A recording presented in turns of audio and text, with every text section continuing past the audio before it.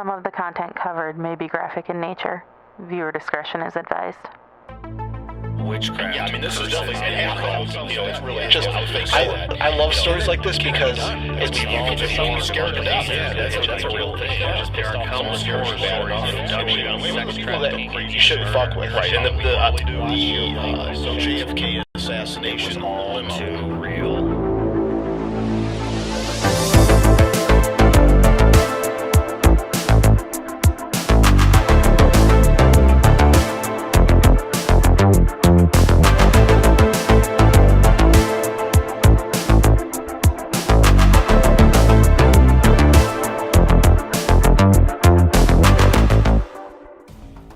Well, top of the evening to you. It's St. Patrick's Day in Cleveland, Ohio. The Mistake on the Lake, deep within the Great American Rust Belt.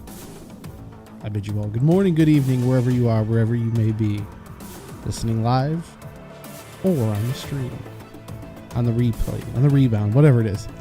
This is T3TV. I'm your host, John Brzezinski, alongside Daniel Grady. Dan? What is up? Oh, I thought I lost you there for a second. Is there a delay? I'm here. I know you cut in and out a couple times on me. Really? John, how can we know that there's a delay if we can only hear you? I'm saying like, well, that makes sense. I guess that, but yeah. All right. And then Steve Buddha Gibson. Yeah, they know I'm here. All right. Larry knows I'm here. We'll skip the pleasantries. Never really been pleasant all that much anyway, so.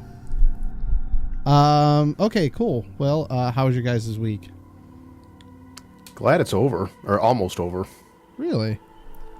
Just yeah, busy? It's been a stressful. Again, a lot of OT and stuff like that. I just look forward to the. Glad the weather's starting to get a little nicer. At least starting to get warmer. That's always a good feeling. But just looking forward to the weekend. Yeah. Did you spend any time outside today? I didn't. No, other than bringing in the garbage cans, fun stuff like that. No, I didn't do anything really. I worked till like 6 o'clock today. So. Oh wow, it's unseasonably warm right here, right now. I don't know. Is it supposed to carry into the weekend, or is it pretty much done after today? I think it's supposed to get colder this weekend. Yeah, not super cold, but it's supposed to rain this weekend. Yeah. Yeah, the last 2 days were like perfect out. Of course, it always has to happen like this time of the year during the week. It never, we very rarely get a nice weekend. Yeah, it's supposed to pour tomorrow. Is it really? Damn. I'm trying to bring up the 10-day here while we're talking about it, but it's like, yeah. Tomorrow is supposed to be mostly cloudy, 69.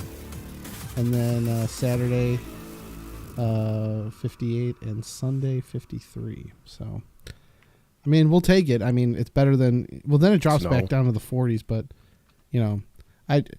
I'm thinking we're probably due for one more big snowstorm this year. So, when do you think the last snow is going to hit? If you were to throw a dart at the dartboard. April? I usually put my cutoff at like May 10th, and 1 year it snowed on the 12th. So, my needle has now moved. Yeah, Has I it think ever maybe snowed on your mid-April. birthday? Me? Yeah. It snowed after my birthday. I've told you like 5 times that it snowed when I came home in 87.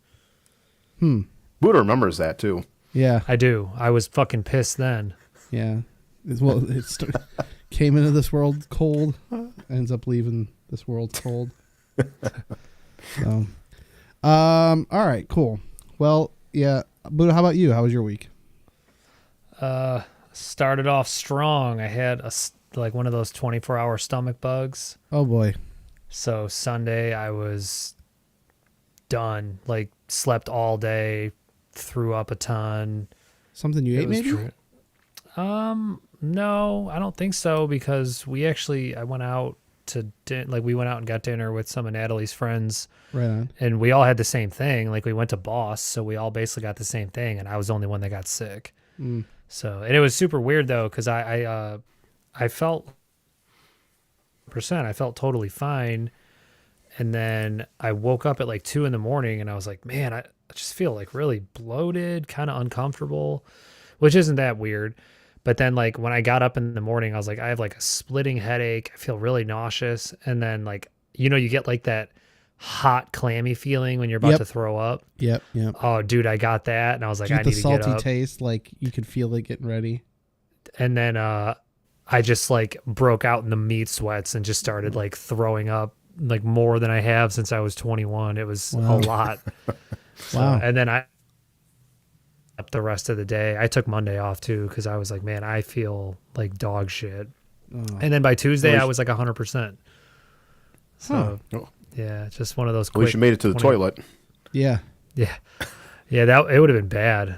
I'd have moved.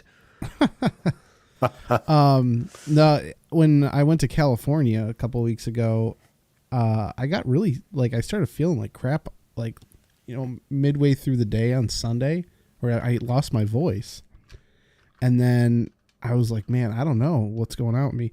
Honestly, like I think it was because I had to wear a mask on the airplane and in the airport, because I didn't get COVID or anything. I took a test when I got home and it was negative, but like, and I got the shot, prior to me going. So, and then I also had it around Christmas. So I was like, well, I don't think it's COVID, and it wasn't, but, I was like, none of my friends got sick. So I really think I just got like a sinus infection because wearing that mask for 6 hours on between being at the airport and then being on a plane for, almost 5 hours. I just think like all that humidity and moisture that the mask traps in, like it just made me feel like shit a couple days later. Plus Being, what's that? oh, I'm sorry. I was going to say, plus being on the plane with a bunch of people. But I mean, nobody else got sick. So I think it, when it's a sinus infection, it's not contagious, Oh, well, yeah. So, yeah. But yeah, and then I literally, once I shook it, I got home on a Monday, I was still coughing. Like even that first show we did when I came back, like I was coughing like every, 3 to 5 minutes, and it was a coughing fit. I'm just finally getting done. Like, I don't think I really coughed at all today, but over the weekend I was still coughing a little bit, but it took me almost 2 weeks to shake the cough. So, but yeah, well, at least you got, I mean, like I said, at least it was, you're out of your system within a day or so.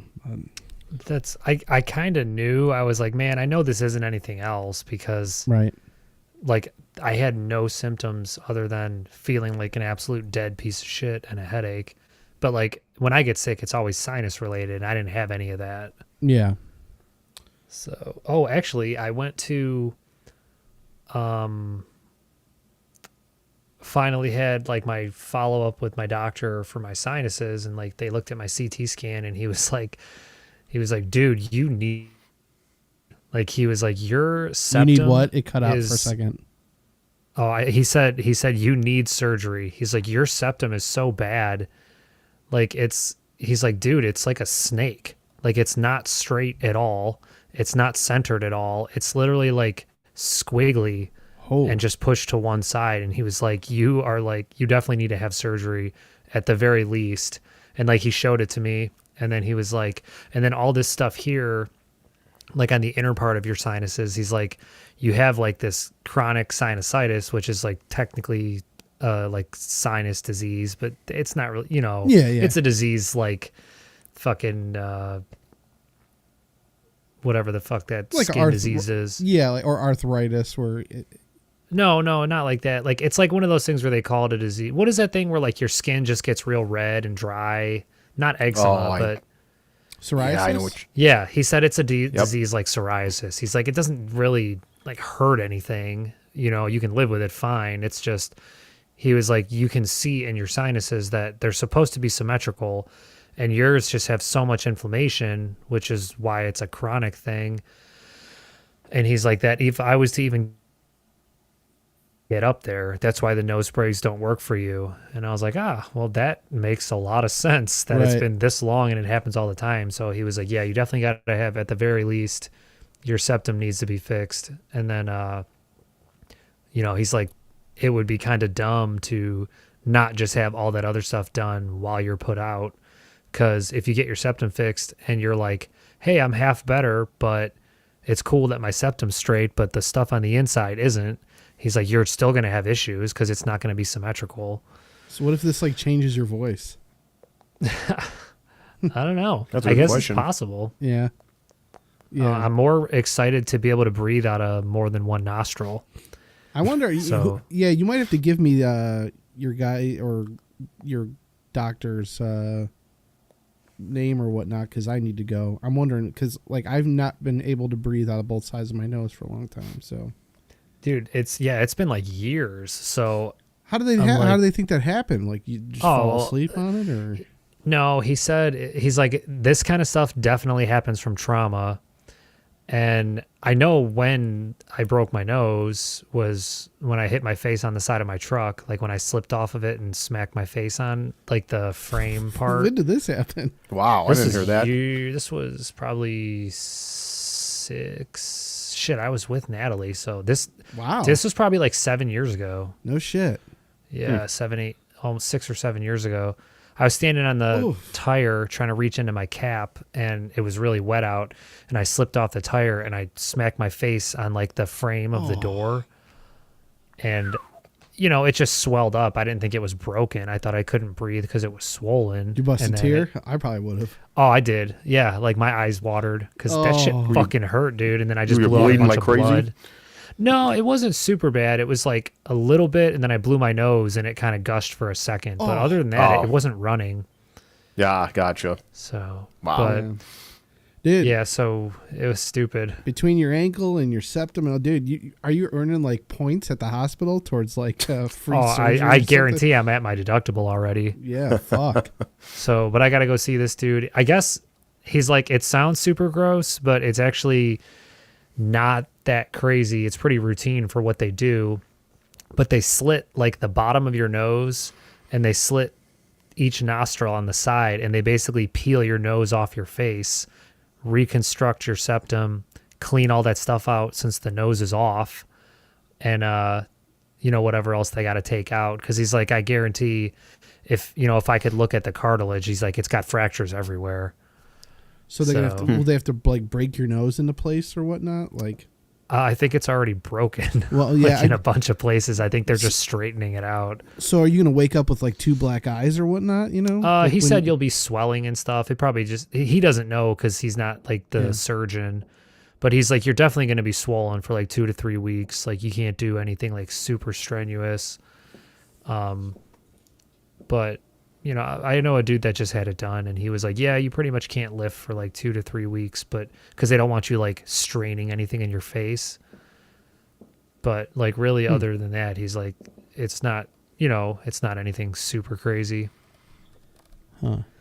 dude, But so kind of excited about that. nice. Well, I mean, like it's gonna suck for a couple of days, but I guess similar to like getting your wisdom teeth out or something.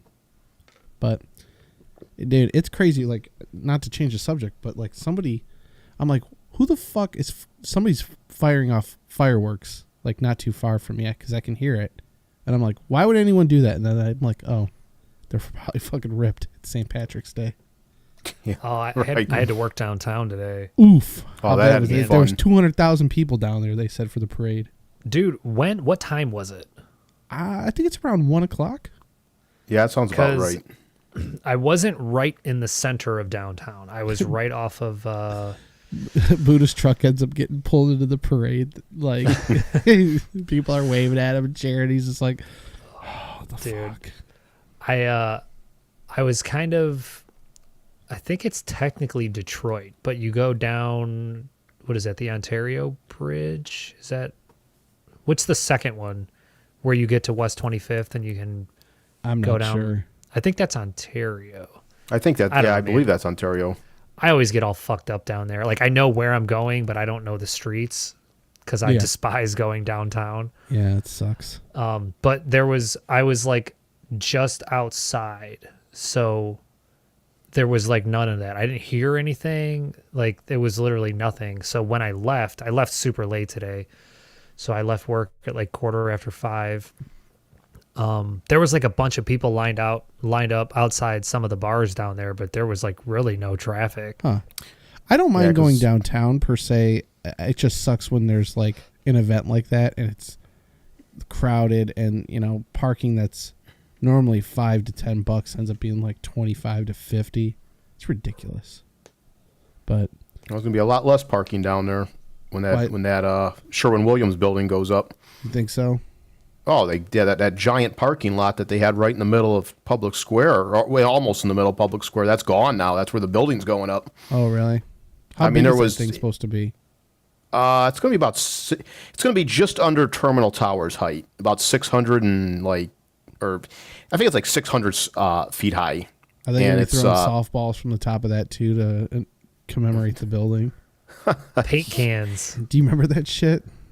Vaguely, yeah. They should. I wish they would have. Cleveland would have built a taller building. The tallest building's 850 foot high, which is tall. But sure. I mean, compared to other cities.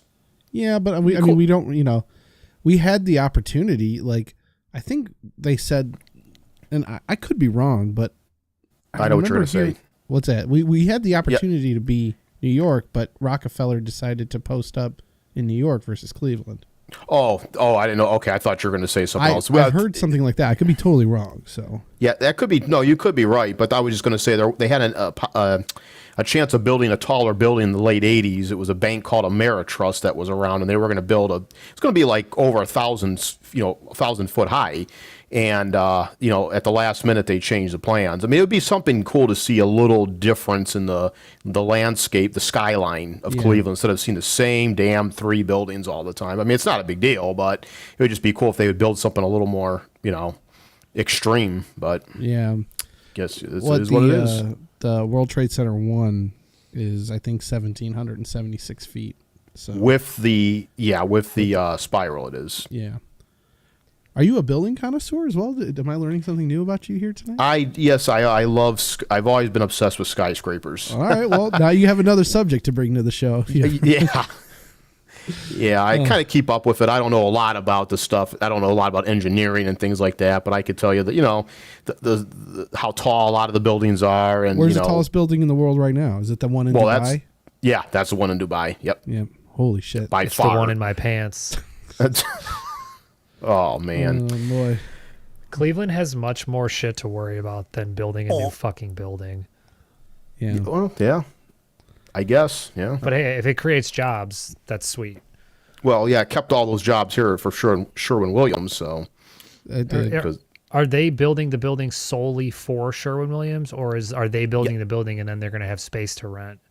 No, it's going to be solely for Sherwin-Williams, and then the R&D development research portion of it, that is actually going to get built out in Brecksville, where the old remember the old VA hospital was at in Brecksville. Vaguely, wasn't that by where the Cavs built their thing? No, the VA hospital was further in, more towards Fairlawn. Yeah, it's next off of Miller Road there, off of 77. Huge complex. Yeah, that's gone. They tore all that down, so they're building a bunch of stuff there. But yeah, they're going to be building their R&D thing down there in Brecksville. But the skyscraper, that's going to be strictly all Sherwin-Williams, from what I understand. Huh. Interesting. All right. Good thing we have all those abandoned buildings down there that no one uses. Right. All right. Well, let's do a couple quick news stories, and then we'll get into what Dan's got, and then we'll go to Buddha and see where we're at. Real quick here. So I'm looking here. First image snapped by iconic Webb telescope pushes the limits of the law of physics. The James Webb Space Telescope has released its first sharp image, and it's a doozy. A spectacular view of a twinkling orange star that is focused with such sharpness that it pushes the limits of the laws of physics. It looks like what they're saying here in this article is that the telescope has 18 mirrors and are now accurately aligned and acting as one. And the photo is even better than the scientists had hoped it would be, NASA official says in a statement. So, the photo looks cool. It's nothing we haven't really seen before, I guess you could say, as far as space telescopes go. I mean, some of the photos from Hubble are still, I'm still amazed by, but pretty cool that they're getting this going. And like I said, now that all the mirrors are aligned, we should hopefully be seeing some pretty good imagery coming off of here pretty soon. So, let's see here. I'm going to skip that one. Let's see here. Okay. Elon Musk hints at a crewed mission to Mars in 2029. A crewed mission to Mars could happen in 2029, SpaceX CEO Musk hints. A tweet on Monday comparing the moon landing to a future Mars landing attached a photo of the moon landing dated 1969. On top of the image of an envisioned Mars landing labeled 20 blank. The tweet from Space Hub, an account that posts about space and astronomy, read, What's your guess? And tagged Elon Musk. 2 days after the tweet, Musk replied 2029. Musk has long seen a visit to Mars as the goal. In 2016, he said he wanted to build a rocket capable of taking people to Mars and supporting a permanent city on the planet. I guess, though, if they go, like, if you end up going to Mars, you're not coming back, so. Right. Yeah, they've been talking about that for a while, though. Right. I mean, we're not terribly far from that. So, but they're talking about going back to the moon here shortly, but I don't know why we ever really stopped, but. What are you going to do there? Well, I mean, colonize, build things. I mean, there might be some, we can use it for some purpose. So just throwing this out there, don't you think it would be more probable that we would be able to colonize, like, the ocean than it would that we could colonize on the fucking moon? Whoa, like a water world type thing? Yeah. Yeah. I mean, you have a point. Or even just building enough infrastructure to stay afloat. Like, but there's so much untapped land in all of the countries, of the world as it is, or, throughout the continents. Like, we haven't really even scraped the surface of Antarctica. And I'm not saying, like, it's extremely habitable, but I do agree with you. Like, there's so much potential that we haven't tapped into here. I think a lot of it has to do with people saying that, we're just killing the planet faster and faster.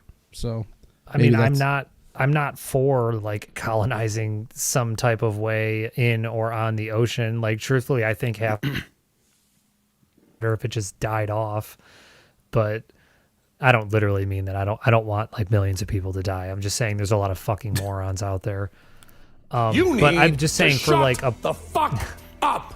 Like, if we're going to talk about wasting money and resources on shit that doesn't fucking matter, then why not colonize or build something in the ocean rather than the fucking Mars or, like, the moon? Or, how about you just fix the fucking problems going on Earth and then you won't have to worry about that. Like, yeah. I feel like we just have, like, a very, and don't get me wrong, like, I don't disagree that we need to get away from fossil fuels at some point. I think the plan, like, we need to come up with a good plan, but I just don't think that humans just are not naturally, like, geared towards sustainability. Like, they're too focused on the here and now versus the then. And there are some people that are, I think, good natured and are trying to push for the then. And then there are people that are just using that as an excuse to gain for the now, if that makes sense. I mean, like, how many times have you hear shit about, global warming or this fucking bullshit carbon tax? Like, all of that stuff, whether or not you believe global warming actually exists, like, it's a fucking talking point for companies to make money. The people, they don't give a fuck about the planet now. You know what I mean? Like, but my point is, like, stop. At the end of the day, if you're a private company and you have a bunch of money and you want to explore, by all means, do it. But I'm just saying, like, why not fix the fucking problems on Earth? Because what are you going to do? So say you do colonize on Mars, you're just going to wreck that fucking planet too. I was just going to say that. Yep. Yeah. Oh. All right. Got one more here for you guys tonight. This one's kind of interesting. This one, it says excessive napping could be a sign of dementia, study finds. Frequent napping or regularly napping for an extended periods during the day may be a sign of early dementia in older adults, new study revealed. Elderly adults who napped at least once a day for more than an hour were 40% more likely to develop Alzheimer's than those who did not nap daily or napped less than an hour a day, according to the study published Thursday in Alzheimer's and Dementia, the Journal of the Alzheimer's Association. We found an association between an excessive daytime napping and dementia remained after adjusting for nighttime quality and quantity of sleep, said co-senior author Dr. Yu Lang, an assistant professor of psychiatry at the University of California, San Francisco, in a statement. Well, I tend to nap a lot. I'm getting... I know everyone's like, oh, all right, that makes a lot of sense. I'm curious if does that mean like what are they basing this on? Like what length? Is it like, oh, I started napping a lot during my onset of it? Or is it like, oh yeah, I remember for the last 60 years of my life I used to nap a lot? Like what is the actual data? So I'm reading here, it says the result echo findings of a previous study by Lang that found that napping 2 hours a day raised the risk of cognitive impairment compared with napping less than 30 minutes a day. The new study gathered data over 14 years by the Rush Memory and Aging Project, which followed over 1,400 people between the ages of 74 and 88. So I still think that, like, you still got to be, like, you know, elderly. So does it... Sorry, Dan, go ahead. But who knows? Yeah, go ahead, Dan, sorry.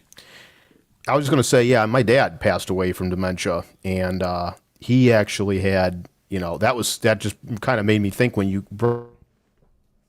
He actually, not even when he was elderly, I mean, even when he was, you know, somewhat younger, I guess if you want to call 60s younger, 50s, he would always nap a lot. He would, you know, in the middle of the day, you know, fall asleep on the couch for 20 minutes, 30 minutes. I mean, every single day he would almost do that. And that's just kind of interesting that you come up with that. You read that story about that. Yeah. But I also feel like so much of that is like, I mean, dude, people nap because of boredom. You know, people nap because of depression. People nap because they're fucking tired. You know, like, is the correlation that it's a sign of it or a cause of it? I think a cause is what they're saying. So the more you nap, the higher your chance of dementia. Yeah. Was it dementia or Alzheimer's? Both. Isn't it? Which are both under the others? same umbrella. Is that how that works? I believe so. It says here, sleep quality and quantity does not decline with age, often due to pain or complications from chronic conditions such as more frequent bathroom breaks. Thus, elderly people do tend to take naps more often during the day than when they were younger. Well, yeah, no kidding. Yeah. I don't know. When did you start to notice like that your dad was coming down with dementia? Well, I necessarily didn't notice it myself. It was kind of a long-term.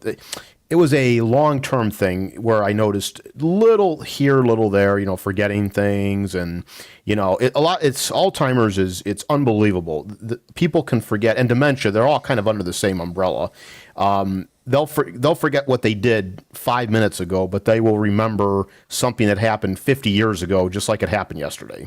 Wow. And that was something like my dad. He could remember something that happened many, many, many years ago, but if you asked him what day it was, he gets, you know, confused and forget what day it is. And, you know, little things like that, just, you know, forgetting things and you know, certain odd things like that. I can't go into all the details. I don't remember all the details, but, you know, just things like that. And, you know, I noticed it's like, you know, but at some time you think, well, is a person just a little senile? Because elderly people, they get senile, and that's not the same thing as actually having dementia. So, you know, but at one point, you know, when the doctors look at him and do tests and they ask him, you know, who's the president? Who's, you know, how fast is the person answering these questions? What day is it? What did you eat yesterday? Things like that. And when the person's stumbling on questions like that, it shows that there's obviously a situation with, you know, memory loss. And, you know, dementia eventually gets worse and worse to where it's like Alzheimer's. They can't eat anymore. They can't move around. You know, it just, the brain just gets basically shrinks kind of, I guess. Huh. So it says,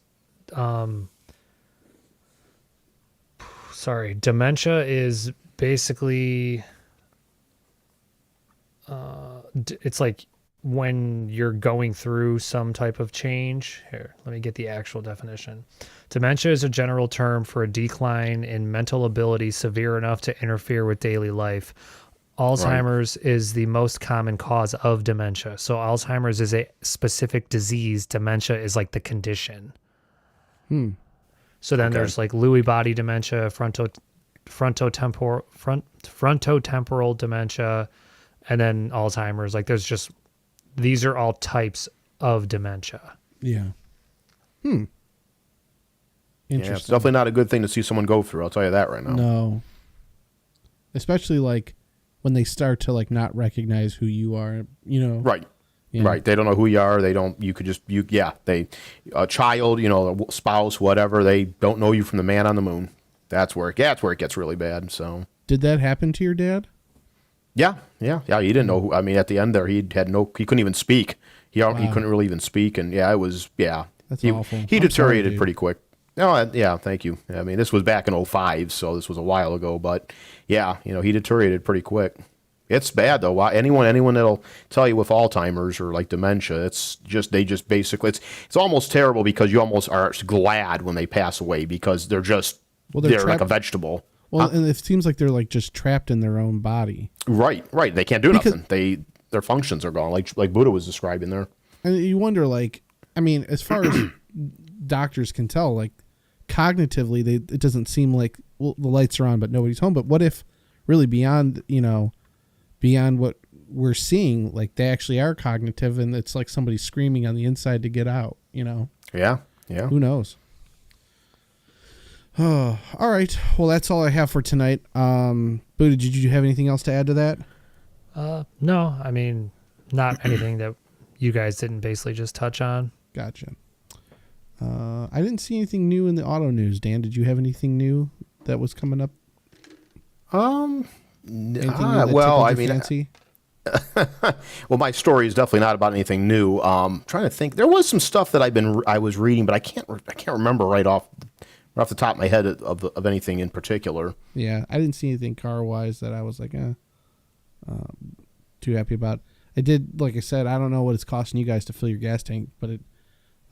Let's see, 2 years ago around this time. Now I know that there was different things happening because of the way the world was, but you mean the government not pumping trillions of dollars into the economy? Yeah, it was like $19 it cost me to fill my tank, and today it cost me $46. So I can't imagine, Buddha, what yours is costing you.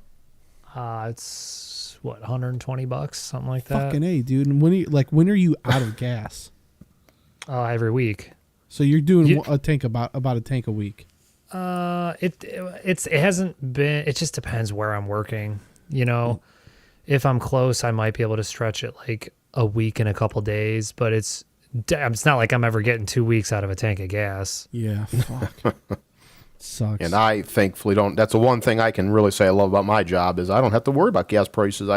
Unless I go somewhere, I don't have to. I work from home. So, but I have noticed, obviously, though, filling the tank up though, obviously, is still extremely expensive. Since you've been working from home, did you ever can you get a discounted insurance rate from like your miles being cut? Is that possible? Well, yeah. I mean, you have that. When if you're doing a back and forth to work type thing, or you're just using it for pleasure, which is what they would consider it, more or less just pleasure use. It gives you a little bit of a difference in price. It's nothing big. It's not like a 20%. I mean, it'll give you maybe a 5% discount on your insurance. Gotcha. It's nothing big. Yeah, it's like if you're driving 12 to 15,000 miles a year, but then you started working from home, so you're only really driving maybe like 1,200 to 3,000 miles a year. It's a considerable difference in number of miles. So, but you're saying with that big of a difference, you wouldn't see a whole lot of change in price? Not a big change. I mean, don't get me wrong. It will affect the rates a little bit. You will get a better rate, but it's not going to be anything like so significant. Gotcha. Okay. At least in the past, it wasn't when I sold insurance. I don't think probably too much has changed, but. Yeah. Huh. All right. Well.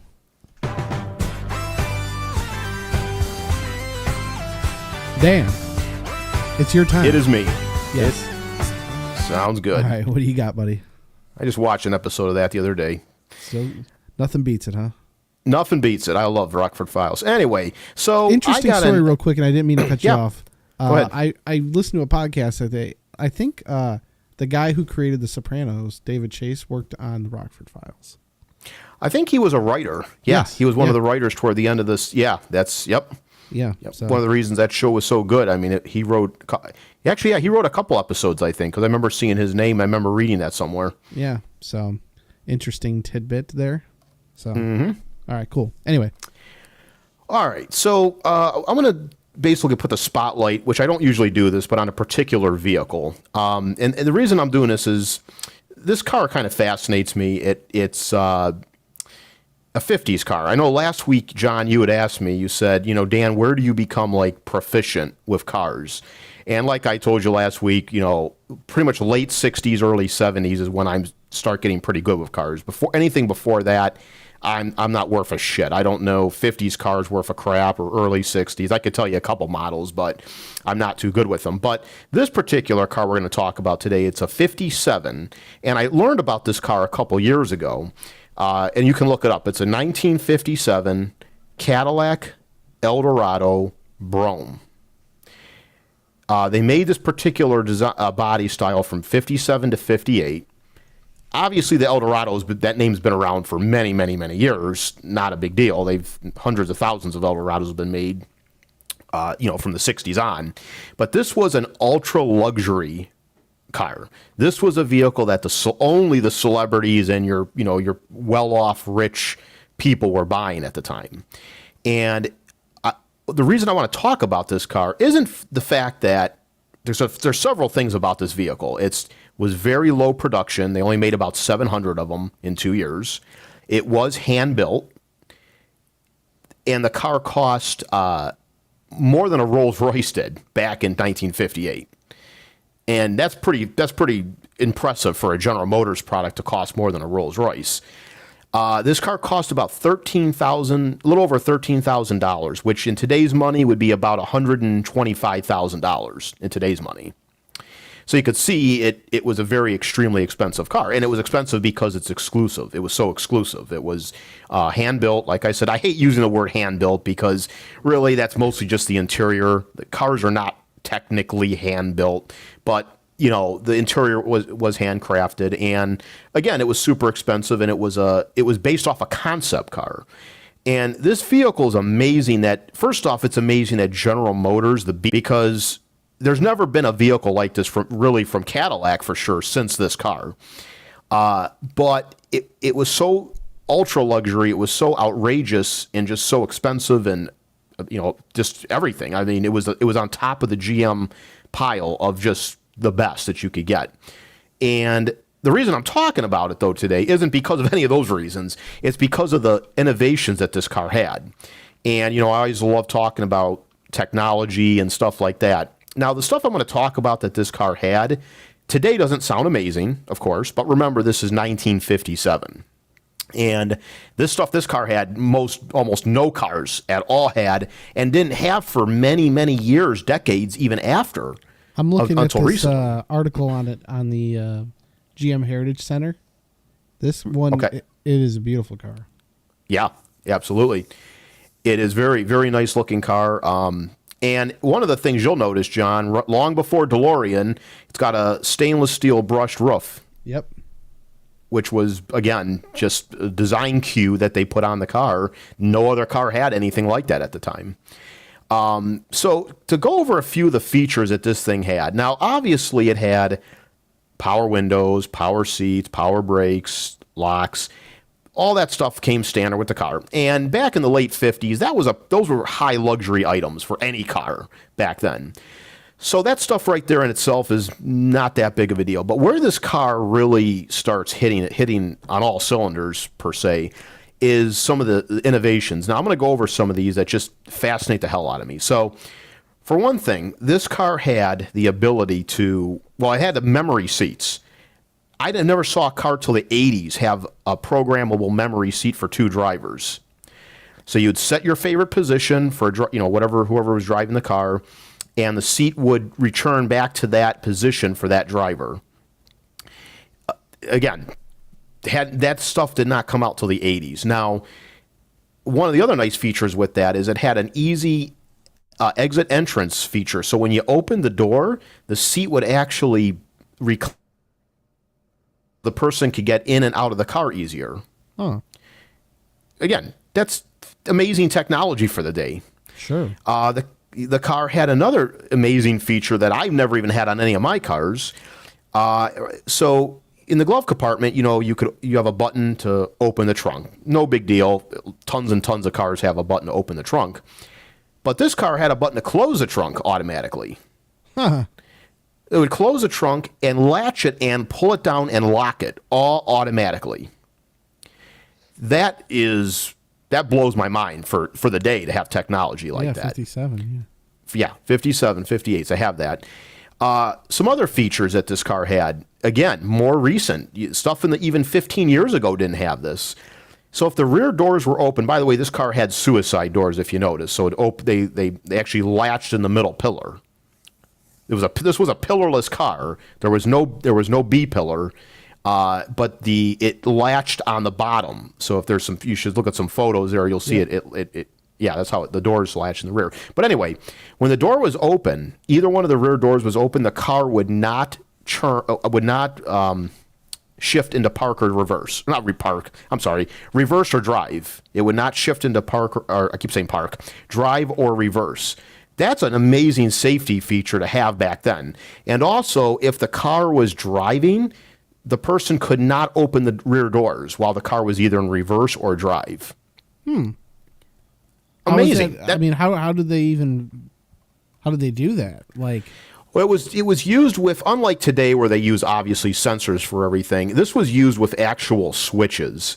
There were switches in the door that were connected to the transmission, so if the door was open, that switch that was connected to the, to the transmission, to the shifting cable, it would know that the door is open so it wouldn't shift. It was just basically done with switches. That's how it worked. Yeah. Not like today with sensors and stuff. But still, an amazing feature. Again, like I'm going to keep saying that word 100 times, an amazing feature, but it truly is. Another nice feature this car had was an automatic starter. Now, when I say automatic, I'm not talking remote start. They didn't have remote start back then like we have now. But what it did have is, and anyone that started a car with a ignition, with a key, like we used to have keys and put them in the ignition and turn it, normally you'd have to turn and hold that key until the car started. This vehicle had it to where you would put the key in and you would just turn it one notch over, let go of it, and the car would automatically crank until it started. If it didn't start, to prevent it from flooding, the car would have a restart function. So it would actually try to restart itself again. You would never have to touch the key again. Again, pretty cool stuff. Another feature, which was a big first for this car, air suspension. So this system worked. Now, air suspensions were around in the 60s and in the 70s, but most of those air ride, leveling suspensions only focused on the rear shocks. Like I had my Cadillacs in the 80s. If there was a load in the back of the car, a significant load, and the sensor would detect that, it would obviously pump air from a compressor under the hood. It would pump air into the shocks until it got to that predetermined level that it needed to be, and then they would shut off. Well, this car actually had 4 basically air springs on all 4 tires, not just the rear, all 4 tires. And it used, again, it was very, I don't say primitive, it was actually very complex for its time, but it would actually pump up whatever particular spring needed to be pumped up to keep the car level. And it used leveling valves all around the car to do this. And it also had obviously a giant compressor. This was the very first time an air suspension was ever used in a car. Did anyone famous have this car? I do know one was owned by Frank Sinatra. Okay. Man, I'm trying to. Frank Sinatra. I think Sammy Davis Jr. had one. Is there any still left in the world? I mean, obviously there are, but like you said, they made about 9,000 of these. No, 700. 700. Are there? I mean, of the 700, how many of them still exist? The number I read, and I don't know, don't quote me on this, I don't know if this is true or not, but I've read there's about 140 of them left. Wow. What are they placing the value at? Right now, these cars are going from in crap condition, and I mean crap condition, they're going for about $50,000. In good mint condition, you're going to pay well over $100,000 for this car. 150. I saw one for 160,000 the other day. Still a beautiful car.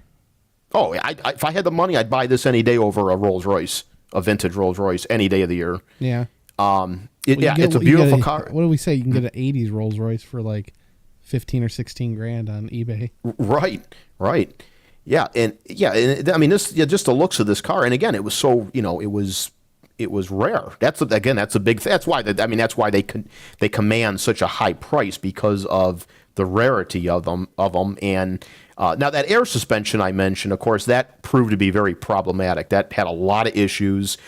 Technicians at Cadillac dealers were not trained correctly in how to work on these. And a lot of them just failed. So they actually replaced them with just standard springs on a lot of these cars. So, if you find one with the original self-leveling system, that's pretty rare, because a lot of them, they failed after a few years. Huh. If you could, if you had the opportunity to buy, let's say, something like a Rolls Royce for, let's say, $1,000, $5,000, would you do it? But it was a total roach. No, if it was a total roach, no, because I wouldn't want it. I wouldn't. Huh? What about $1,000 just to say you had a Rolls Royce? Just the bragging rights alone. If it started, if the thing actually moved around and started, I might. Would you Would you spend $1,000 on it to restore it? Maybe. It depends on You're not really into restoring cars. You'd rather just have it ready to go. Pretty much, yeah. I don't mind putting a paint job on it or something like that. But yeah, I want a car that's ready to go, because it is so. Anyone will tell you that's in restoring cars that you have to be prepared to pay. It's the time and effort and money that goes into restoring a car that's a complete, like you said, a complete roach. Yeah. At some point, it's just better to buy something, just spend the extra money on something that's ready to go. Yeah. I've seen plenty of Project DeLoreans where it looks just like a rabbit hole. And it's like, somebody paid, 8 to 10 grand for it. And that's something that, it's pretty bad. Like, and you're already spending 10 grand for that. People end up putting $60,000-$70,000 just in the witch hunt of the parts to get it fixed. So even a car like this, where there's only 140, 150 of these left, right? It's insane. Yeah, it is, and in the interior. Actually, there are a couple more features too. The other thing too that the car had. Now, this isn't really high tech, but it's still a neat feature. Let me back up one second. This car also was for the very first car to have a transistor AM radio. No car before that had a transistor radio. That was another feature that was, again, at the time, pretty damn cool. It had polarized sun visors, which is a damn neat idea, I think. So, think of like your sunglasses. These things, these sun visors came down. They look like basically big sunglasses, the material that a sunglass is made of. So that was a kind of a neat feature. It also had which this wasn't really too amazing, but still at the time, it had the Guidematic system where it would actually dim the headlights. There was a big camera, like a big eye, that stuck up on top of the dashboard, and you can see it if you look at some dashboard pictures. And it actually looked at oncoming traffic, and when it would see a car coming, and then when that car went away, and if you're on a dark road, it would put the lights back to bright lights. So it's kind of a neat feature for the time. Man, this was also I'm looking at this. I'm sorry, I'm looking at this one. It's a 57, and it is just like super rusted, but it's like surface rust. And I'm just like, man, this would be such a badass car to just have as like a sleeper. Like, just let it get super rusty, but spray like a flat clear coat over it, so it just looks like that. And then just put like a badass fucking motor in it. Like, I feel like that would be just like such a gnarly ass like rat rod. Yeah, that would be. Yeah, that one's probably going for a decent amount that you're looking at too, right? Oh, I'm sure, but this thing's fucking cool. But yeah, go on. Yeah. So yeah, it had the eye, so it would do that. This also was the first car to use 4 headlights. In 1957, quad headlights were illegal in most states. That would become legal a few years later, but this was the very first car to actually have 2 headlights in the front, or basically 4 headlights altogether. So that was another, nothing high tech, but still kind of an innovation for the time. It did have 2 heating. What Go happens when you were in a state that only would allow two? Could you turn two of them off? I didn't know if they would think like that far, you know.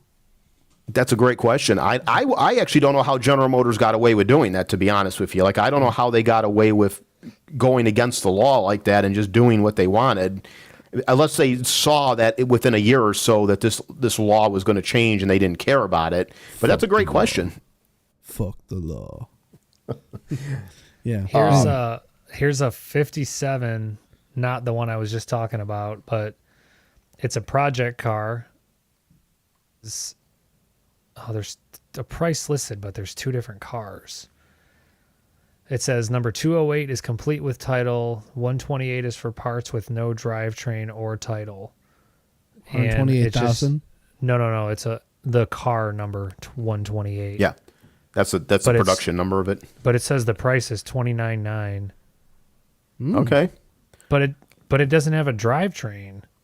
right. Well, I mean, I guess it doesn't matter because you're not going to want the original. It's probably all fucking roached out if the rest of the car is. Right. Yeah. Right. But this one's not cool because it's fucking rusty and white. It looks like shit. 30 grand. I'll fucking fuck off. Sorry, go on. No, that's all right. So How many F words did you say there in like the Dude, 5 seconds? this is insane. Like, there's another 57 that's like done up. It's just under 170. see, And then there's another one, 140. yeah, But these are like time to laid sell a out. kidney. Like, you know, these are like maybe not show quality, but they're laid out. right. Yeah, any Cadillac historian that you talk to or any fan of Cadillac, especially the older ones, if this car is not number one on their list, it's probably on their top 5, no You doubt. think Leno's got one? I'm pretty sure he does. I don't know for a fact, but I don't know why he wouldn't. As crazy as he is about cars, Yeah. and he certainly can afford one. So, but yeah, like I said, it was the amazing amount of features that they put on this car. Also, it did have 2 heating systems. It had one in the front and one in the rear, so that people in the rear could have their own heat. It did have factory air conditioning system, which was kind of rare back then. And just like I said, a lot of just neat features. And there was a lot of other features that I can't even remember all of them. The doors would I don't know if I just said this or not. The doors would go into I think I said the doors would lock when you'd put in, which again, that's not a big deal. So nowadays that's not a big deal, but back then it was. This car was supposed to, and General Motors could not get it done in time. There was just too many quality control issues. But this car really would have topped off technology if this would have had fuel injection, because back then that was damn near unheard of, completely, fuel injection in a car. But General Motors couldn't get it done in time, so that's why the car came out with, it had 2 carburetors on it. Instead of 1 carburetor, it had 2. And one interesting note about this car, General Motors reportedly lost $10,000 on each one that they made. So think about that. Car cost $13,000, GM lost $10,000 on each one they made. That's amazing. That would never, ever, this would never happen again today, anything like this. So my question, I think I saw the one that Buddha was talking about. There's the 57, which is the one that you're talking about. Was there any difference between 57 and 58? Very little. The only thing that was different was some trim changes, couple trim pieces in the interior, and they added 1 more carburetor. So it actually had 3 carburetors on it from the second one to the third one, which I don't know why the hell they had triple carburetors, but they did. So how many 57, like, was it 757s and 58s combined, or No, it was 50 in 57. It was 400 of them, I believe, and then in 58 they made 304. Okay, so it was a combination of the 2 years. Correct. Yeah, I should have said that. Yeah, it's a combination of both years. Yep. Interesting. This says that they went all the way through 1960, and there was 904 of them built between 57 and 60. Now, one thing I will correct you on that. You're right. That is the Eldorado Brougham. But in 59, it was a totally different car. It was a totally different body style. They took a lot of those features, were gone. Those features that I just mentioned, they didn't have on there. And those cars were actually built in Italy. those Just the like 59 the Australian and 60s. GTO. Yep. The other thing too this car had, which this is not technology, but just shows you how outrageous. Every Eldorado, and by the way, none of these were options. These cars came with every single thing I mentioned. They came with all these features. Nothing was optional. It also came with a full vanity set. It included 4 metal drink tumblers and with a magnetic tray in the glove box. So if you're stopped somewhere, you could put these metal drink tumblers and have spit a drink on the tray in the glove box. It had a tissue holder, cigarette case, excuse me, an Evans compact case. That included a comb, mirror, cigarette case, lipstick, coin holder, and powder. And then the rear compartment had a small leather notebook with cross pencil and a mirror and a little bottle of perfume. Very expensive perfume. So you see these cars were as glamorous. I mean, a total expression of the late 50s, which were just over the top, glamorous time. Interesting. Yeah, so a lot of things there, and there was a few other things too the car had, but those were the basic things that I wanted to go over, why I think this car was so fascinating for its time. And it just one last note that I will say before I finish up is, interestingly enough, Cadillac in 2022, they're going to be showing off a new ultra luxury flagship, and it's going to be hand built, and it's going to be limited production. So virtually a new generation of this car that you're looking at right now is coming out. Of course, it's going to be electric. That's the Celestiq I was telling you about. Yeah. Well, freaking name. But so that's coming out this year. And to my knowledge, Cadillac has never built a car like this one here until they start building that one, which has been approved for production. So we'll see what that looks like coming out in the summer. Looks like shit. Yeah, you see the renderings? Yeah, no, they have pictures. Well, those are renderings. There's been no actual photos of that car yet. There's I know what you're looking at. Auto show. Not of the Celestiq. That's the Scala. That was a concept about 5-6 years ago, and someone has just posted that photo saying that that's what the car is going to somewhat look like. There's actually been no photos of the actual Celestiq at all as of yet. They're going to show it off this summer. I can tell you, it's still going to look like shit. I agree. I 100% agree with you. I'm on board with that. And because I've seen they've shown some shadowy figures of it in the distance of some commercials and that, and I'm already not impressed with it. So I agree with you on that. Interesting. Well, Dan, you can't afford it. I can't. Exactly. It's going to be $200,000. So yeah. Is it really? They're speculating that it's going to be probably over 200,000. Yeah. Start selling Mally's chocolate bars. 200,000 chocolate bars, you can get it. So there you go. Yeah. If you sell 400 million chocolate bars, just tell them it's for your outside, kids' fundraiser. Standing outside the grocery store. There Excuse you go. me. Would you like to buy a chocolate bar? All right. Thanks, Dan. Yep. Buddha, what do you got for us tonight? Well, mine's going to be pretty short. All right. Cool. Which is fine. Yeah. All right. So this is actually, it's going to kind of, it's going to be short. It's about the jellyfish UFO. I don't know if you've ever heard of this one. I have heard of this one. You have heard of this one? I believe so. So it's September 20th, 1977, between the midnight and early hours of the morning, a gigantic number of people, which it says roughly 185,000 just in one area. And I'm going to butcher how to pronounce this, but it's Petrozavodsk. It's somewhere in Russia, but it says in that area alone, that about that many people were supposedly at least exposed to this when it happened. And then on top of Finland, and then Copenhagen, I believe, is Denmark. However that works, it's multiple countries over in the territories of Eastern Europe. And right here it says stretching from Copenhagen and Helsinki in the west to Vladivostok. I'm going to butcher the names, but they basically, all these people reported seeing unusual lights in the sky at around 4 a.m. And this is what was later to be known as the jellyfish UFO. jellyfish UFO. UFO. And it appeared UFO, yeah. It appeared over the city of the thing I said before, Petrozavodsk. Dan had to mute And himself because he's laughing. Right. I did. UFO. According to many eyewitness accounts, the UFO, described as a dark amethyst-colored lenticular object surrounded by a semi-transparent ring, was seen moving slowly towards the city before stopping and spreading over in the form of a jellyfish.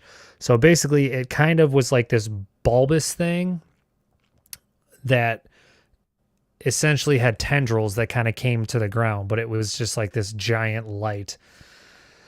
And it says it was showering extremely thin beams of light that reached the ground. And after a while, the beams stopped. The object resumed its movement until it disappeared beyond the horizon. And from that point on, the object was later seen over nearby Onega Lake, where hundreds of people and nearby residents reported that the UFO's rays had drilled holes through the windows of their houses. And the following day, it hits the newspapers. Everybody goes crazy. Of course, this was in Russia. So some of this gets kind of lost in translation, but it says the events hit major news headlines with the earliest published report of the phenomenon written by the Russian news agency, TASS, correspondent Nikolai Milov, I don't know how to say that, Milov, who described the object as a huge star that flared up in the dark sky and then impulsively sending shafts of light to the earth. According to Milov's report, the star was showering the city with a multitude of very fine rays, which created an image of pouring rain. He further reported that after some time, the luminescent rays ceased and the jellyfish turned into a bright semicircle before resuming its movements towards Onega Lake. So that's pretty much the entire story. But just to kind of go on to who else has seen it, and then I'll get to the second half of the story. Let's see. The director of the Petrozavodsk there's a lot of big fucking words in this. Hydrometeorological Observatory, Yu Gromov, told a local news agency that no analogs of this had ever been observed in nature before by the staff of the Meteorological Service in Karelia. And then it talks about, as well as just a huge number of normal eyewitnesses, which would be local airport staff, amateur astronomers, military, that had all reported seeing this thing. And shit. Let's see. So basically, that it was just kind of lending credence that there was more people that had seen it, just like than just a few. So the second part of the story is, just like the U.S., after this happened, the Soviet government officials attempted to cover up the story and explain away the phenomenon as being related to burned up rocket stages of their Cosmos 955 spy satellite, which was launched from the Plesetsk Cosmodrome, situated 350 kilometers east of Petrozavodsk that night. However, the explanation was criticized by researchers Lev Gindelis of the Sternberg Astronomical Institute and Felix Ziegel of the Moscow Aviation Institute, who both outlined several obstacles to it, such as the westward motion of the object in comparison to space vehicles, which are usually launched eastward in the direction of the Earth's rotation. By October of 1977, a preliminary report of the Academy of Sciences of the USSR was made, which concluded that, in quotes, based on the available data, it is unfeasible to satisfactorily understand the observed phenomenon. And basically, the unexplained incident later prompted a meeting at the Soviet Ministry of Defense in Moscow, the outcome of which was the creation of a military department known as Setka-AN, which is a Soviet research program to study anomalous atmospheric phenomena. And then it also goes in to talk about that let me go back up. Sorry, I'm jumping between a couple different articles. It just basically this article also talks about the fact that the Soviet government basically came out, blamed it on the spy satellite, and said the identification of the jellyfish UFO with Cosmo 955's booster contrails by the Western press took only a few hours, but the reports were suppressed in the Soviet, where the ghostly spectacle excited many UFO rumors. With time, eyewitness testimony became just kind of a snowball thing where they turned into just saying it was as big as a football field, or like I had mentioned in the previous article, that the UFO rays drilled holes into the pavement and through windows of houses. And a doctor also reported that his ambulance went out of control when the UFO appeared. And then other people began to accuse America of a nuclear attack.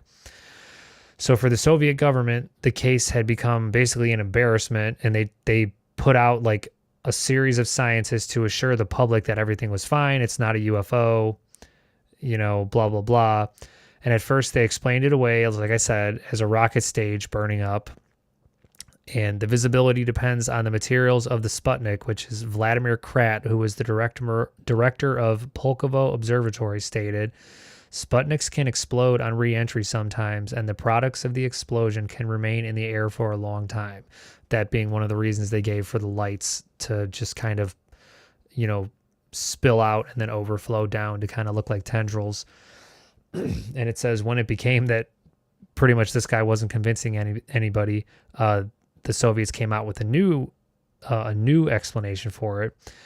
And M. Dmitriev, doctor of chemical sciences, offered the phenomenon was due to the formation of an air glow zone in the atmosphere, a so-called chemiluminescence zone.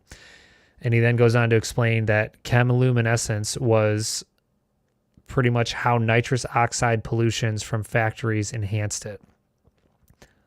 He explained what it was and that nitrous oxide pollution from factories enhanced it. In 1979, the Soviet press issued yet another explanation attributing to the phenomenon to physical changes in the upper atmosphere, such as geomagnetism, and pretty much just other little odds and ends bullshit reasons coming out. But I find it kind of odd that they had thrown out multiple, of course, right away they can, they come out and they're like, nope, not a UFO. It was something, we were experimenting, or it was something else that happened with the atmosphere. But the fact that they kept changing the reasoning, and then even like within the next couple years, they were still trying to justify it as something else instead of like just sticking to their guns and saying, hey, it's the original story.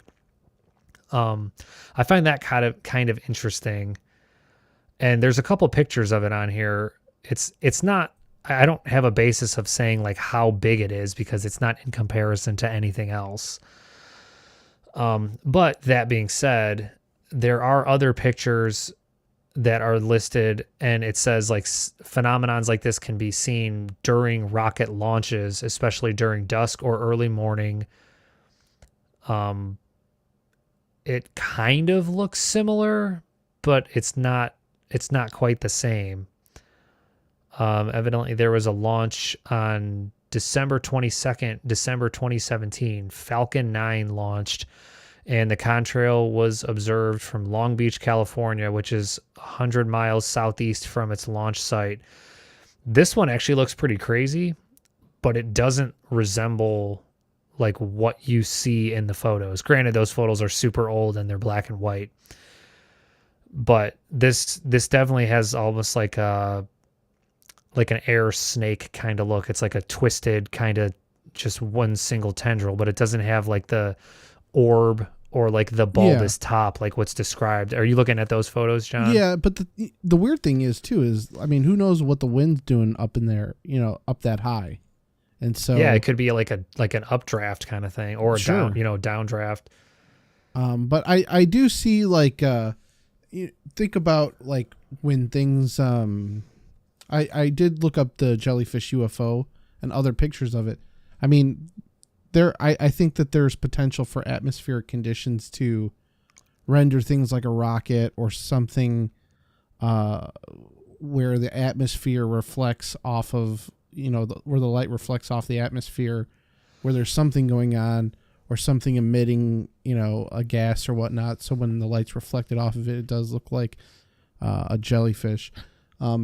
But, who knows? Maybe the government did some sort of test and they launched a rocket and then they see the light refract around the atmosphere like that. And then if you think about when rockets go up, they oftentimes shed things or pieces and whatnot that fall back to Earth. Like they're saying, like things that are coming back and burning the atmosphere, not necessarily tentacles, but what if it's just debris from the rocket?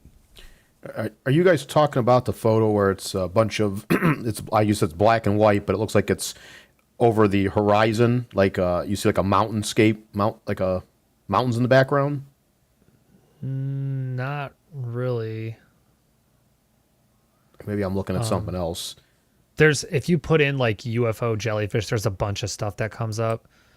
Just type in 1977 UFO that's what I did. Jellyfish. Huh. I mean, that's not the pictures that I have here. Okay.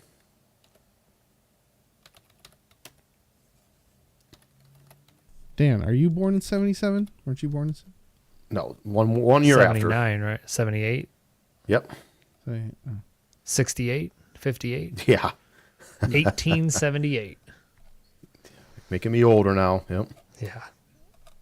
Yeah, I see that. No, I think that's the same photo that I was looking at. Yeah, it looks like it's up in the sky and there's like a bunch of little not stars, but looks like a bunch of little orbs that are falling down from it. Yeah. I don't see any mountains in there. Well, not mountains. They were hills. They look like it looks like hills in the bottom of the picture. Maybe I don't know what that's supposed to be, but okay. I thought that's what I was looking at the right one here. That's a weird photo. It's crazy how just how far photography has come. But I mean, think about it though. In the 70s, they still had decent photos. You've seen a bunch of old photos where you're like, what the fuck? Who took this photo with a fucking potato?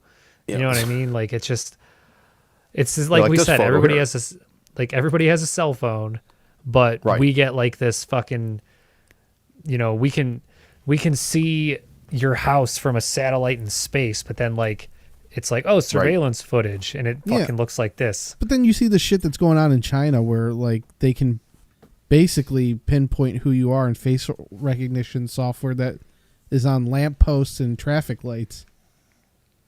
And then we see something here where it's like, this video was mounted on someone's garage and then it looks like something out of the 1990s. Worse than that even. Yeah. Fuck. So, this photo here looks like it was silent movies. Yeah, like this photo here, what I'm looking at with the jellyfish UFO looks like it was taken in the 20s. Yeah. I mean, pictures in the 70s did not look that bad. Huh? Looks like a fucking X-ray. Yeah. Yeah. Again, I still go back to the theory of why what the uptick in ET activity with planet Earth and our use of atomic level energy, and I think they go hand in hand. I mean, the Cold War as far as nuclear war. Well, yeah, I mean, the Cold War was still going on at that time, so I mean, is it hard to believe that maybe something out there was keeping an eye on the U.S. and Russia? Well, one interesting thing I would have to say, and of course I'm not a big believer in any of this stuff, but you might want to someone would ask himself if there are, if there is intelligent life out there and they know so much about us and they can monitor what we're doing and blah blah blah. Maybe they're not showing up as much lately in the last 10, 15 years and not showing. You're not hearing a lot of reports is because they know that, huh? Everything's recorded.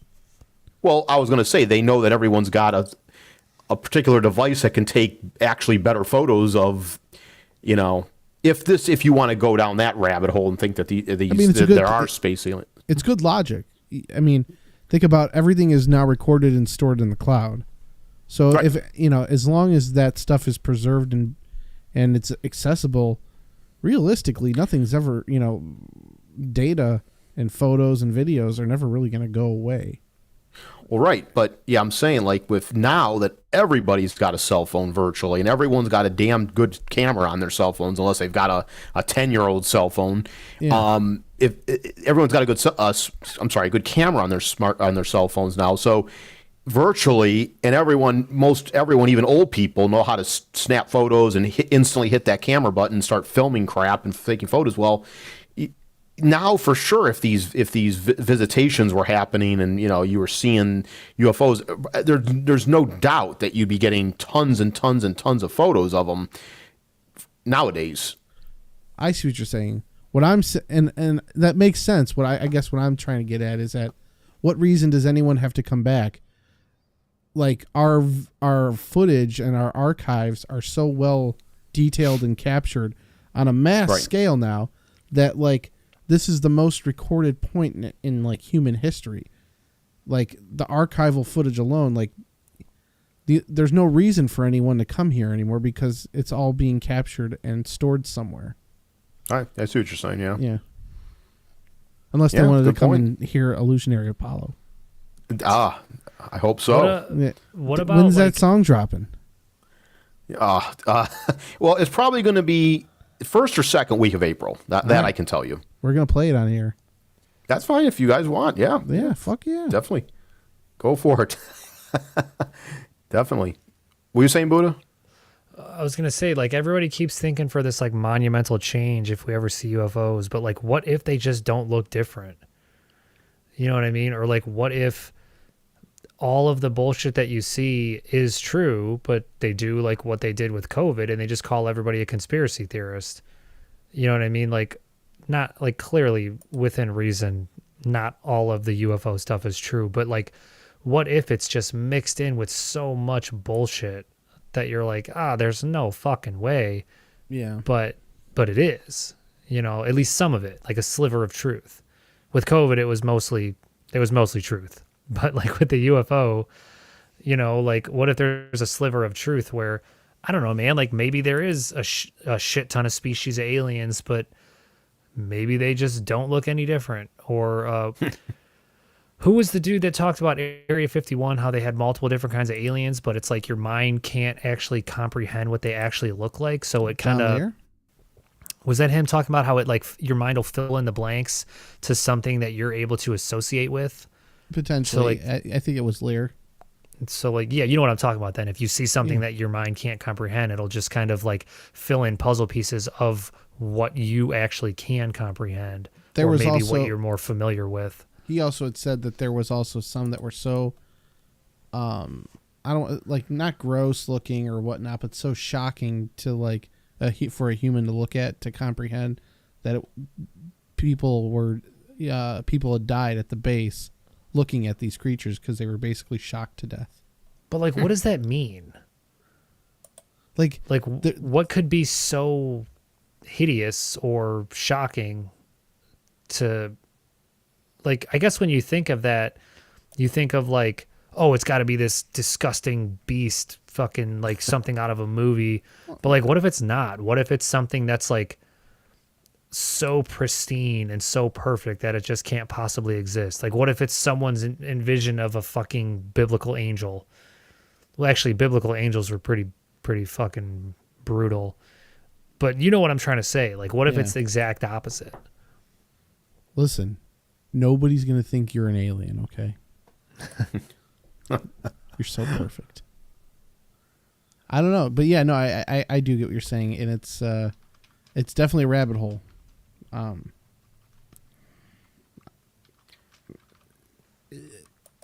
There's just so much information out there, like, and there's so many different directions that we could go with this that it's like,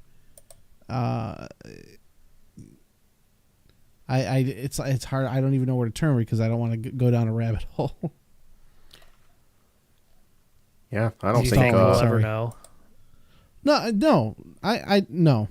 I mean, something cataclysmic would have to happen for anyone to really know. I think, honestly, I think you'll find out. If you're ever going to find out, it's going to be when your consciousness, when you die.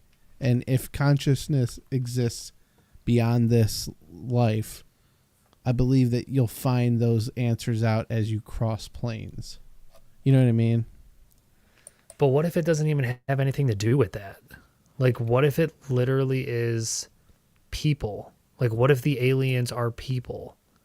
Like time travelers? Yeah. Or so? Yeah. No, I get what you're saying. But again, why most of the stuff that is recorded or was recorded started when we used atomic or energy mainly for weapons, and then kind of died off once the Cold War ended, like, and trailed away, 10 to 15 years after that. But did it, or was it just stop? Did it just stop being reported?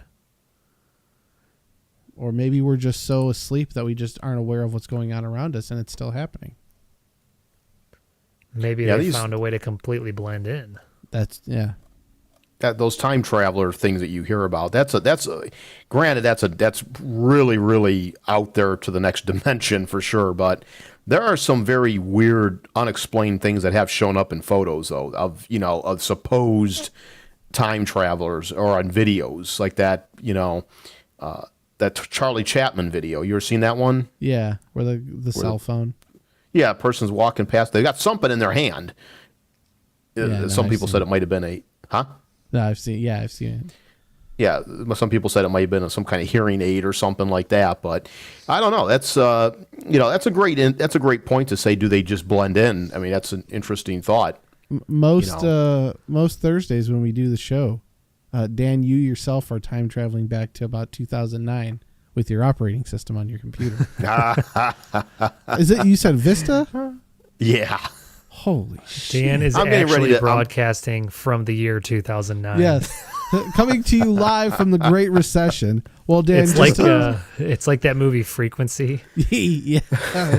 Dan, yes, you'll be happy to know. What's that? Gas prices here suck just as much now as they did then. That's true. In fact, they're a little worse. You'll be happy to hear once I actually get this song done. That's one thing that's been holding me back, because I don't want to have to move anything over and restart any of my programs. I just want to finish this song up on the old. Once I get that done, I'm actually looking to buy something like an $800, something, nothing crazy, but just something simple. Yep. Yeah. But I'll have Windows 11, so I'm going to go from Vista to Windows 11. Don't get Windows 11.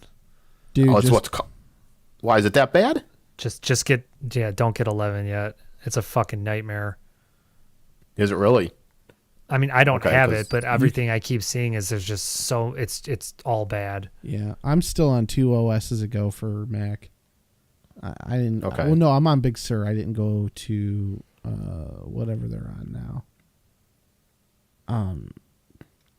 Mainly because a lot of my programs, like, I'm always afraid to jump head into the next one, because one time I did that and nothing worked, and it took me I had to basically redo my computer from factory reset, and it took me like a whole weekend of getting everything back on it, and so I'm very cautious about updating my OS.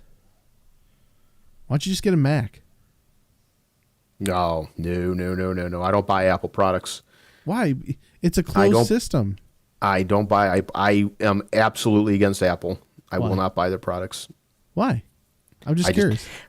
Because they're easy to use. I hold a grudge. So basically, when I got my first, I had MP3 players. Remember back in like the early mid 2000s, we had little MP3 players. Yeah, and they Remember worked the perfect. Mini discs? Huh? No, Remember the mini little discs? MP3 players. But you remember those little they were. Oh, they I thought you kept saying, is that what it was? No, I remember the mini discs. Yeah. Yeah, it's funny. But I had a little MP3 player, and it worked fine. It didn't have a lot on it, but it worked good. I was like, all right, I'm going to go ahead and buy it was like 2006 or 2007. I bought an iPod. iPod. And I got this thing, and I immediately got pissed off because I had to get iTunes to use it.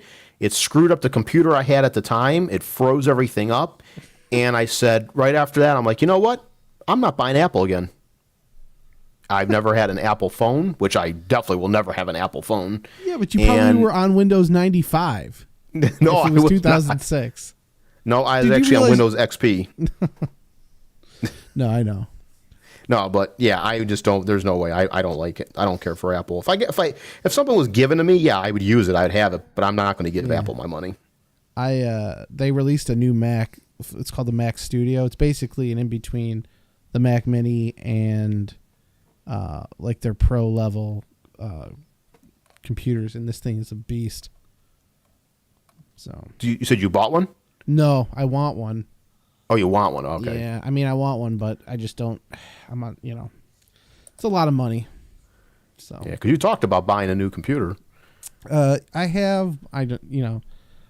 My computer's good. It's just it's like one of those things where I'm right at the tipping point for where things are starting to get slow. Yeah. Yep. And I'm like, and so when it really starts to cut into my productivity is probably when I'll finally just say fuck it. I got a good HP I can give you. Jesus. It's got Windows Vista. You know what's funny though? It's such a security risk, Dan. Seriously, like. Oh, I don't use it for anything. No. I don't go on the internet with it anymore. Oh, that's right. Yeah, you just use it for recording. Yeah, it hasn't gone on the internet in months and months. It's just for recording and I'm getting my photos on there, all the tons and tons of photos. I'm getting those all. You use Clean Feed through your phone. Correct. Yep. That's crazy. And I'm using my work computer to look up stuff that I'm looking up. So yeah. Huh. All right, Buddha. Thank you for the story. Yup. Is he gone? No, I'm still there. Nice day. All right. Well, I think that's all I got for tonight. So, are you guys good? I'm good. All right. Yeah. Cool. Little quick show, a little late. Sorry about that. That's my fault.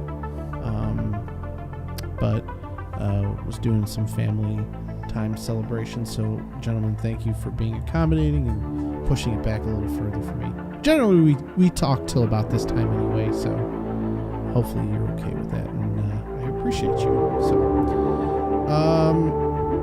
next week. Oh, by the way, I won't be able to do next week. I have a previous engagement, so we'll be back the following week, barring everyone else can be here. So, tune in then. Not next Thursday, but then. That's all I have. You guys have anything else to close it out with? No. I'm good. Cool. Well, for Steve Gibson, Daniel Rady, Lawrence of the Simpson, out yonder in the Pacific Northwest, and everyone else in the Type 3 TV universe, say goodnight, Buddha. Good night, Buddha.